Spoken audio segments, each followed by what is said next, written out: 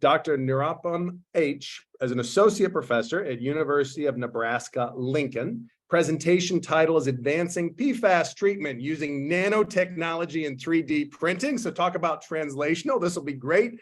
Brief synopsis of this presentation. PFAS pollution has become a national and a global priority because of their environmental presence and persistence, along with their potential human health hazards. Treatment of PFAS through conventional water treatment processes has been challenging. In this presentation, we'll discuss how nanotechnology and 3D printing are being combined for generating novel point-of-use filters for PFAS treatment and degradation. Nirupam, the stage is yours. Welcome. Thank you, Dan. Thank you very much. I'm really appreciative of the opportunity given to us to present our work, and I will go ahead and talk about the issues at hand. So PFAS, I'm guessing most of us already know about this, but I will give a brief intro. PFAS, the fluorinated chemicals that has carbon and fluorine together, are long chains, short chain to long chain. They can come up in many different components like Teflons or non-sticky cook pans. They are used everywhere, but they get into the water, drinking water, wastewater, groundwater systems, and they can cause human health consequences for many different diseases. So EPA has come up with proposed drinking water limits for different only 6 PFASs out of the more than 8,000 PFASs now, but they are really digging into having proposed goal of 0 PFASs in water. So there are many different technologies that has come up in many years, but incineration, which is the most effective technology, is very expensive. So adsorption, separation technologies are coming up. But one of the major issues is to degrade PFAS. To break the carbon-fluorine bond in PFAS is most important thing to look at. So now we are trying to use nanomaterials for PFAS treatment. Nanomaterials are useful because they are have high reactive surface area. They can give catalytic activity if you are using metal oxide nanoparticles, but they can also absorb organic contaminants on their surface. So they can give dual purposes. So we are using a carbon metallic nano material like graphene. Here you can see carbon surface which has metal oxide nanoparticles on the top. They can create these metal oxide nanoparticles can have redox active catalysis process that can adsorb and degrade PFASs simultaneously. So in our preliminary work, we used these nanomaterials in powder form and tested them with 4 different PFASs, short chain PFASs that are 5 carbon chain PFASs and long chain PFASs,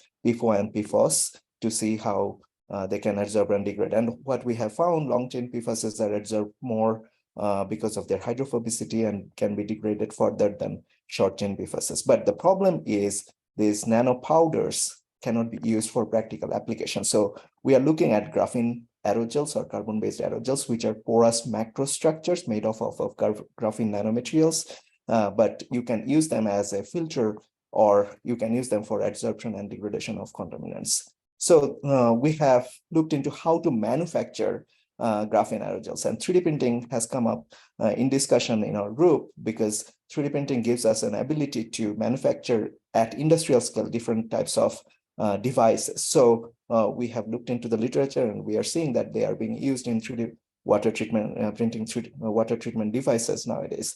So we started looking into 3D printing. So we had a collaborator who makes graphene-based aerogels using 3D printing. The issue is that when they put it in the water, they breaks out. So we started looking into how we can make graphene-based nanomaterial inks for printing that are viscoelastic enough that they can be printed, but at the same time, they can be stable in water. So we used multiple biopolymers to bind them and to use them with the graphene nanomaterials to bind them and print these small like aerogels. And then we use them to test with different types of contaminants, like different types of dyes, oil, solvent, different types of solvent like toluene, hexane. And we try to look at their adsorption capacity for different contaminants. And we also looked at their regeneration and reuse capacity, which was very interesting. We found that they can be used Then we try to look at if we can use metal on these aerogels, metal like we used iron, nano zero valent iron on these metal on these aerogels to see if they can degrade different dyes. So we have seen that accelerated degradation using these aerogels is possible. So this is a demonstration of a video that shows we can use this aerogels inside a bottled water filter cap that we designed using 3D printer.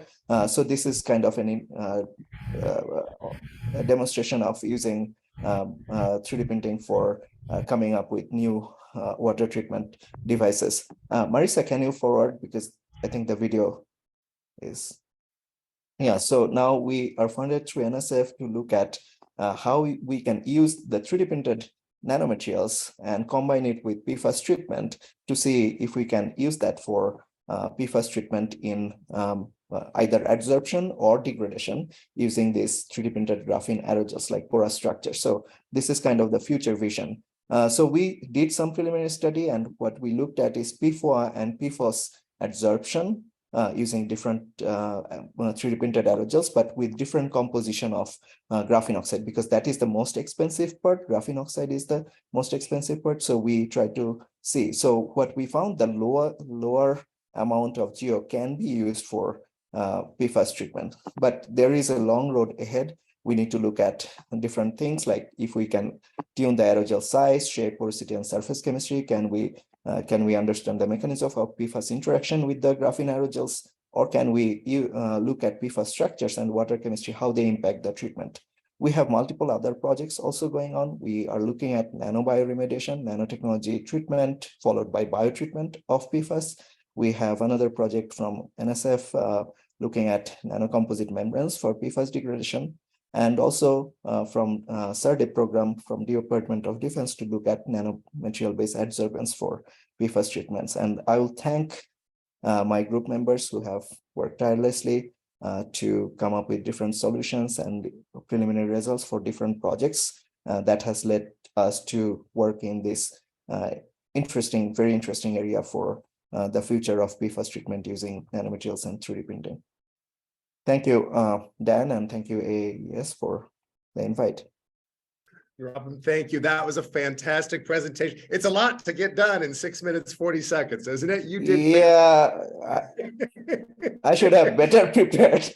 No, you did fantastic. It's like I say, you don't want to over prepare this because then it seems rehearsed. You did fantastic, my friend. So one of the questions that I'm wondering about is, how long before these kind of technologies actually get applied in the industrial scale? So I love that you're saying, the graphene, okay, so we can use this as something in the lab, we can kind of, do fundamental studies for understanding what's going on.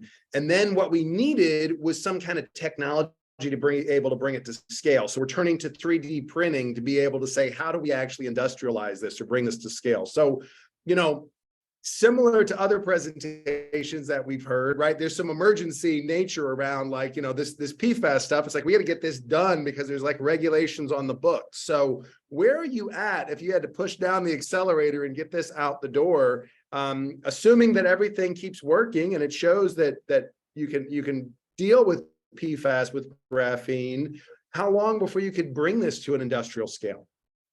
That is a very good question, because we have been pondering that ourselves too. So so the PFAS treatment we are starting now, but we have started working on this 3D printing approach for 3 years now. So we have a patent pending on that technique, and we are working with a company in New York State because I was in Buffalo, so we had to have a New York State partner. So we started looking at if we can use it for filtration devices, and they are working with us for last 1 year. So we have found some issues to be applied in larger scale. So we are trying to rectify them. So it's a work in progress, and I would love to say a definite answer, but it's not there yet. So I'm hoping within the next 3 to 4 years, we would be able to bring it to the market if not in very large scale, at least in a smaller scale.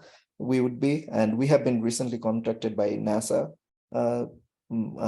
Johnson Space Center, Kennedy Space Center, to work with them because they think aerogel-based treatment technologies are very suitable for their missions in space because Very they're cool. lightweight.